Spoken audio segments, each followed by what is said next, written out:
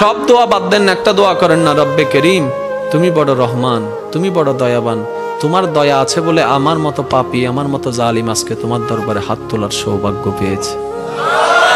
আল্লাহর কাছে সবসময় দোয়া করতে হবে পজিটিভ, নেগেটিভ কোনো দোয়া আল্লাহর কাছে করা যাবে। ইসলাম কি শিখাচ্ছে জানেন?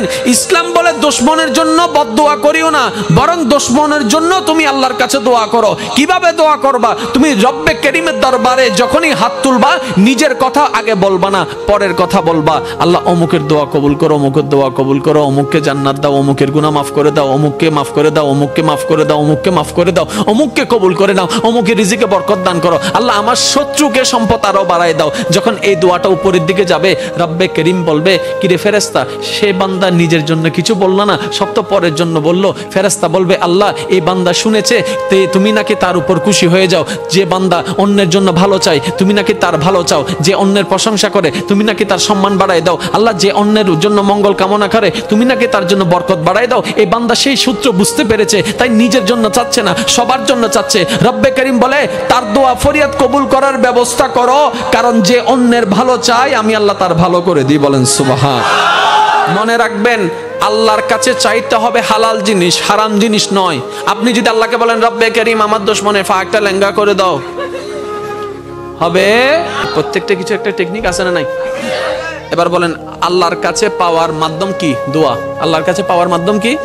এবার আমরা দোয়া করি যে আল্লাহুম্মা আমিন। ফেরেশতা হদ্দে কেঙ্গর হদ্দে ইতা হদ্দে আমি দোয়া করি দি অদিন দোয়া হইলে ডাহাতি কি? এটা যদি দোয়া হয় ডাকাতি কি? সব দোয়া করে দিতে। আর আল্লাহ ইয়ন্দ ইয়ন্দ ইয়ন্দ ইয়ন্দ ইয়ন্দ ইয়ন্দ ইয়ন্দ এন ভাবে লিস্টি হদ্দে জানিতে দোয়ানত গিয়ে বাজারতন দ দ দ।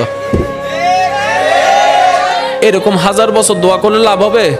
সব দোয়া বাদ দেন, একটা দোয়া করেন না, রব্বে করিম তুমি বড় রহমান, তুমি বড় দয়াবান, তোমার দয়া আছে বলে আমার মতো পাপী, আমার মতো জালিম আজকে তোমার দরবারে হাত তোলার সৌভাগ্য পেয়েছে।